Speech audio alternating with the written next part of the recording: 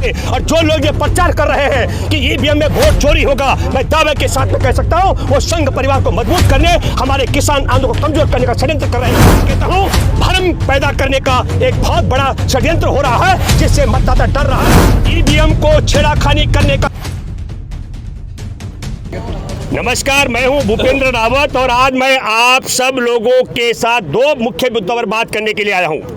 एक तो पूरा उत्तर प्रदेश के मॉडल को भाजपा संघ परिवार की सरकार पश्चिम बंगाल में उतारने जा रही है, और दूसरी महत्वपूर्ण बात कि अब जब पोलिंग शुरू हो चुका है उसके बीच में ईवीएम का डर बिठाया जा रहा है। इन दो मुद्दों पर मैं बारी बारी से बात करूंगा। उत्तर प्रदेश का मॉडल क्या है? पश्चिम बंगाल में भाजपा अपने समर्थकों को संदेश दे रही है, यदि मंदिर निर्माण में लगे हुए चिन्मयानंद की तरह कोई बलात्कार के मामले में फंस जाए तो उसको बचाने के लिए पीड़िता को फंसाया जाएगा और बाद में ऐन चुनाव से पहले उसको बरी कराया जाएगा। ये मार्च 2021 में बरी हुए चिन्मयानंद, जो राम मंदिर निर्माण के लिए आपको मालूम होगा देश भर में 1400 करोड़ रुपए इकट्ठा किया गया था उसके नेता।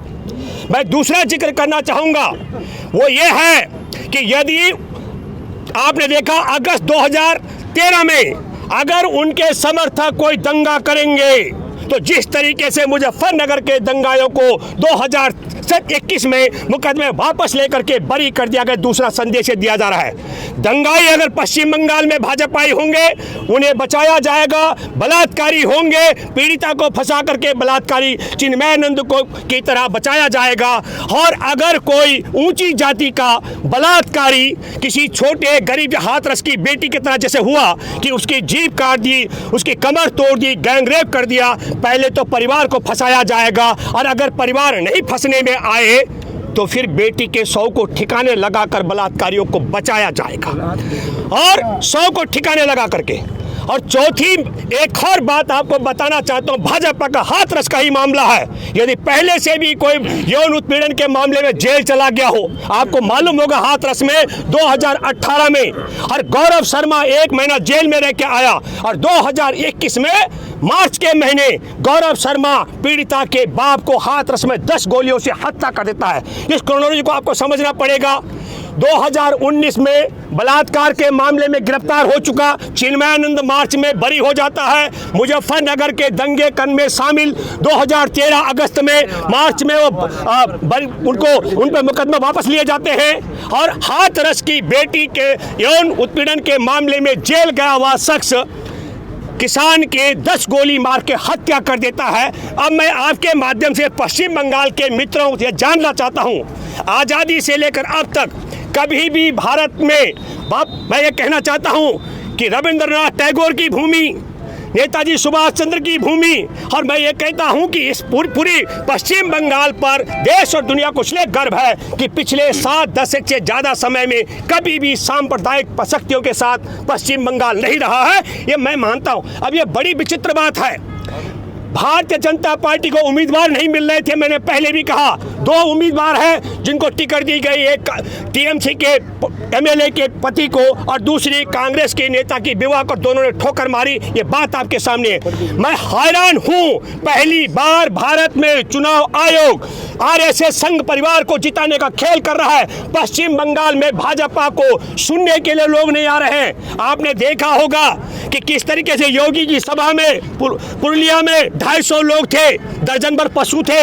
आपने देखा होगा झारग्राम की सभा अमित शाह को रद्द करनी पड़ी, कहा कि मेरा हेलीकॉप्टर जो है क्रैश हो गया। और आपको पता होगा ब्रिगेड ग्राउंड में जब भीड़ नहीं थी तो जीटीवी के पत्रकार जो तिहारी चौधरी है उन्होंने बोला कि 2-2 गज का डिस्टेंस इसलिए रखा गया है क्योंकि 2-2 गज वहां पर कोरोना का भय है। मैं ये कहना चाहता हूं, भाजपा को सुनने पश्चिम बंगाल के लोग नहीं आ रहे हैं। भाजपा के नेता 3 बड़े स्टार प्रचारक मोदी, योगी और अमित शाह को सुनने देखने नहीं आ रहे हैं, और भारतीय जनता पार्टी को एजेंट नहीं मिल रहे हैं। और तब मैं ये कहना चाहता हूं कि इन 3 बड़े स्टार प्रचारकों में से नरेंद्र मोदी स्वयं उत्तर प्रदेश से, बनारस से सांसद हैं, और योगी आदित्यनाथ उत्तर प्रदेश से मुख्यमंत्री हैं। और एक और बड़ी बात मैं बताना चाहता हूं, मैं उत्तर प्रदेश में था अभी, खुटार में जो किसान पंचायत हुई उसके बाद मैं गया दातागंज, और मैं आपको बताना चाहता हूं पूरे उत्तर प्रदेश के किसानों को 24 घंटे के लिए खेतों में फसल की रक्षा का चौकीदार बना दिया गया है। इसलिए क्या पश्चिम बंगाल के लोग ऐसे संगठन को वोट दे सकते हैं जो किसानों को 24 घंटे के लिए खेतों में चौकीदार बना देगा? दंगा कराने वालों को, दंगा से जो पश्चिम बंगाल को दंगे की आग में झोंकेगा उनको वो बरी कराएगा। जो बलात्कार के मामले में पुजारी और संत फंस जाएंगे उनको वो रिहा कराएगा। और जो कोई छोटी जात की बेटी के साथ गैंग रेप करेगा उस बेटी के 100 को ठिकाने लगवाएगा। ऐसा मॉडल मैं दावे के साथ में कह सकता हूं पश्चिम बंगाल में नेताजी सुभाष चंद्र बोस की धरती के मतदाता और रविंद्रनाथ टैगोर की धरती के मतदाता किसी भी कीमत पर ऐसे मॉडल को स्वीकार नहीं करेंगे। एक बात, दूसरा जिक्र मैं करना चाहता हूं। मैं आप सब सोशल मीडिया के मित्रों से, आप उठा करके भोंपू लगा देते हैं, पकड़ के मैक लगाते हैं किसी भी मजदूर के मुंह पे, किसी भी आदिवासी के मुंह पे, और फिर कहते हैं बताओ तुमको ईवीएम पर यकीन है कि नहीं है। मैं आपके माध्यम से कहना चाहता हूं बांग्लादेश के 50वीं आज़ादी के दिवस पर मोदी भारत के प्रधानमंत्री की हैसियत से वहाँ गए, हमको कोई विरोध नहीं है, लेकिन उसके बाद एक दिन और रुक करके वहाँ मंदिरों में मत्था टेक करके और बांग्लादेश से बंगाल में आए हुए मतदाताओं को प्रेरित करने का जो षड्यंत्र किया गया उसके खिलाफ चुनाव आयोग में शिकायत की गई है। मैं ये नहीं कह रहा हूँ कि पश्चिम बंगाल के लोगों को किसको वोट देना है, लेकिन मैं एक बात आपके माध्यम से कहना चाहता हूँ, इस समय ये वक्त नहीं है कि हम ये बोले आपके माध्यम से कि ईवीएम में वोट चोरी हो सकता है। मैं आप लोगों को एक बात कहना चाहता हूं, आज की तारीख में संघ परिवार को रोकने के लिए, संघ परिवार को हराने के लिए, हमारे देश के अंदर 3 काले कानून इनको वापस कराने के लिए और न्यूनतम समर्थन मूल्य की गारंटी का कानून बनाने के लिए पश्चिम बंगाल से लेकर असम तक, पांडुचेरी से लेकर तमिलनाडु तक और केरल तक के किसान, आदिवासी, मछुआरे, दलित, भूमिहीन, अन्न उगाने और अन्न खाने वालों की जिम्मेदारी बनती है कि संघ परिवार की सरकार और संघ परिवार की ईवीएम को हराने के लिए एक काम आप करें, सबके सब 100% जाकर वोट डालें। और जो लोग ये प्रचार कर रहे हैं कि ईवीएम में वोट चोरी होगा, मैं दावे के साथ में कह सकता हूं वो संघ परिवार को मजबूत करने, हमारे किसान आंदोलन को कमजोर करने का षड्यंत्र कर रहे हैं। इसलिए मैं सोशल मीडिया में बैठे सभी मित्रों, आपकी बहुत बड़ी भूमिका है। आपको पूछना है तो ममता बनर्जी से पूछिए, आपको पूछना है तो सीताराम येचुरी से पूछिए, आपको पूछना है तो राहुल गांधी या सोनिया से पूछिए कि ईवीएम में वोट चोरी हो सकता है कि नहीं। आम कार्यकर्ता के मुंह पर मैक लगा करके ये भरमाओ, ये मैं कहता हूं भ्रम पैदा करने का एक बहुत बड़ा षड्यंत्र हो रहा है जिससे मतदाता डर रहा है। मैं आप सबके माध्यम से एक दावा करता हूं, इस समय 300 से ज्यादा किसानों की शहादत हो चुकी है और उन सब की दुआएं, उन सब की आत्माएं आज हमारे साथ में है। ईवीएम को छेड़ाखानी करने का ताकत नहीं है। और एक बात और बताता हूं, वीवीपैट की गिनती होनी है, हर बक्से में से 5% वोट के साथ पर्चियां मिलाई जाएंगी। ये बात मैं आपको बताना चाह रहा हूं। जहां कहीं भी गड़बड़ होगी, अगर वीवीपैट के साथ मैच नहीं करेंगी तो उस पर दोबारा से उस पोलिंग स्टेशन में वोट पड़ना है। मैं आप सबसे अपील करता हूं सोशल मीडिया में, और जो लोग मुझे सुन रहे हो उनसे मैं अपील करता हूं कि उत्तर प्रदेश में बलात्कारियों को बचाने वाले, दंगाइयों को रिहा कराने वाले, बलात्कार पीड़िता के शव को जलाने वाले, किसानों को चौकीदार बनाने वाले, और मैं एक और मॉडल की बात करता हूं। संघ परिवार की सरकार है उत्तर प्रदेश में, 4 लाख से ज्यादा वैकेंसियां खाली पड़ी है। और संघ परिवार की सरकार के साथ में जो शासन की मिली सरकार है, बिहार में 3,66,000 सरकारी वैकेंसियां खाली पड़ी है। और पश्चिम बंगाल में कभी संघ की सरकार नहीं रही, वहाँ सिर्फ 66,000 वैकेंसियां खाली पड़ी है। तो रोजगार के मामले में भी, और मैं ये कहना चाहता हूँ, अभी इनका भाजपा का नड्डा कह रहे हैं कि मैं असम में 8 लाख लोगों को रोजगार दूंगा। तो असम क्या अफगानिस्तान में है क्या? क्या पाकिस्तान बांग्लादेश में था क्या? 5 साल से तुम्हारी सरकार वहां पर थी और 7 साल से तुम्हारी केंद्र में सरकार थी।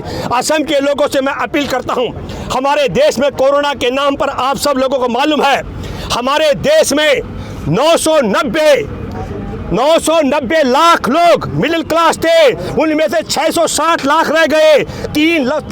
330 लाख लोग मिडिल क्लास से नीचे चले गए लोगों की आमदनी छीन चुकी है। और मैं दूसरा जिक्र करना चाहता हूं आपके साथ में, 10 करोड़ से ज्यादा लोगों की रोजी रोटी छीन चुकी है। 2 करोड़ 70 लाख लोग जो ऊंची पगार लेते थे उनकी नौकरियां चली गई हैं। हमारे देश में उद्योगों पर ताले लग गए, पैसा नहीं है। बैंक नीलाम हो रहे हैं, पैसा नहीं है। हमारे देश के व्यापारी आत्महत्या कर रहे हैं और हमारे देश का रेल बिक रहा है, गेल बिक रहा है, सेल बिक रहा है। और आप फिर मैं दोबारा कहना चाहता हूं, हमारे देश की पेट्रोल की लाइन बेच रहा है, पाइपलाइन।